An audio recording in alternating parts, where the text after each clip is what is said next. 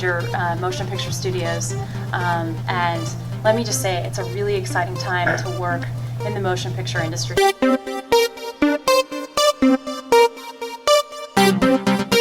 We're in the anti-piracy and surveillance business. It's really the numbers game. You know, there's 60 million file traders out there, and you can only sue so many of them. A lot of our clients have... You know, but here's the key thing. We now have technology that will identify the first person to put it up on the internet. If we identify you as being the first propagator of content, you have a 100% chance of being sued by our clients. So are you willing to take that risk?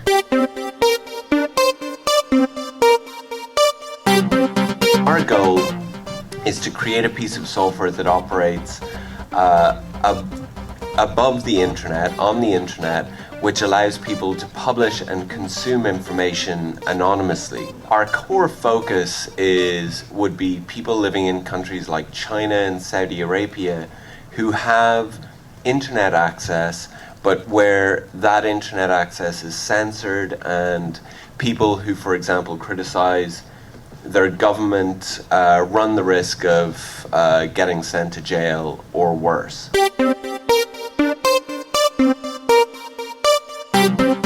One of the episodes I pointed out in my book was that I actually had the temerity to write to all the 7 major motion picture studios asking for permission to use anywhere from 15 to 45 seconds of some of the really old movies in a home movie that I was making with my 5-year-old son. And we just wanted to sort of download the stuff, mix it up together, show some relatives, not even put it online, not put it in the darknet, not put it anywhere. And 6 out of 7 flat out said no, and the 7th changed their minds eventually, and they said yes because it's fair use.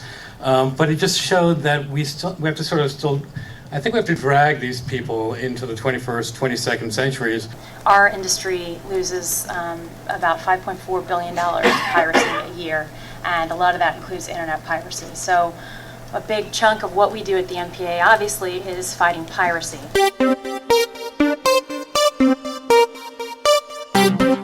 It's obvious to people in this room that this system is broken. It doesn't work. And I'd like to know what you intend to do about it besides simply suing people. DRM is something that really annoys me, and it really annoys me because it is an infringement of property rights. Not intellectual property rights, but physical property rights. If I pay for something, if I pay for a computer or a video camera or a sound card, it should do what I tell it to do.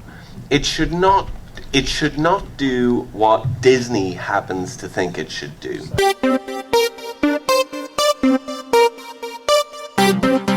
There are some parts of the copyright law that are not broken, but practice is broken.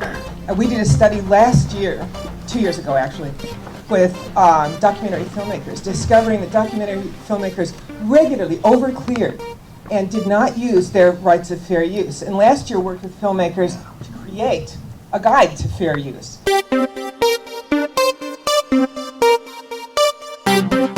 I'm a little bit fired up about the Digital Millennium Copyright Act right now, so I hope not to spew that on you.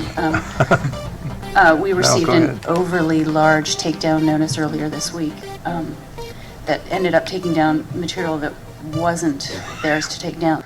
The publicity war against DRM is being won. It's actually quite hard to find people who are seriously advocating DRM as a solution to these issues. Our goal is really to just limit the impact to the creative world because, as many people know, probably in this audience, if you cannot make money through creating a product, you're in trouble. It's something that I think people really need to look very closely at, because we could very simply be losing the right to use our computers as our tools, and we can't let it sneak up on people. At some point, you need to get paid for what you do, and so that's an important thing that we try to do at the MPA, is protect artists. Yeah, You have a like you problem with can't that? play this DVD in the UK, for example. I recently moved to the UK. My entire DVD collection became useless because of these dumb rules that had nothing to do with copyright. Digital rights management is not meant for people who, it's meant for people who are pirating. The retail sociologist Paco Underhill has theorized that when people use commercial spaces in ways they are not intended, in massive numbers, it usually means that the retail space is in the wrong on how they are presenting themselves.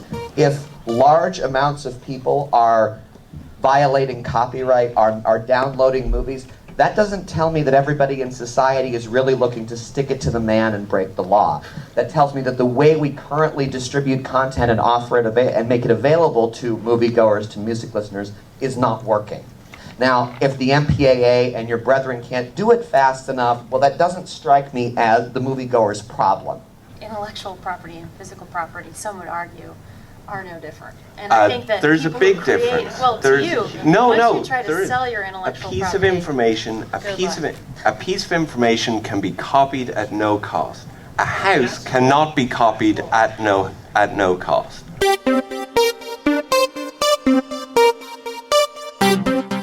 I recognize intellectual property, but I like to participate with media. And a lot of us like to participate with media. It's our voice. And with technology, the tools now are available to us that make it so much easier to participate in that. We need to figure out a way to make it more easily available for us to do that in a way that satisfies the movie industry, satisfies traditional media, and helps us find new ways in which to create compelling content. Instead of complaining about the problem, I wanted to throw out a proposed solution. Is traditional media could carve out pieces of that great compelling content and let us play with it. And let us have rights to it, and let us put our voice to it. And I think that's what a lot of us are striving for.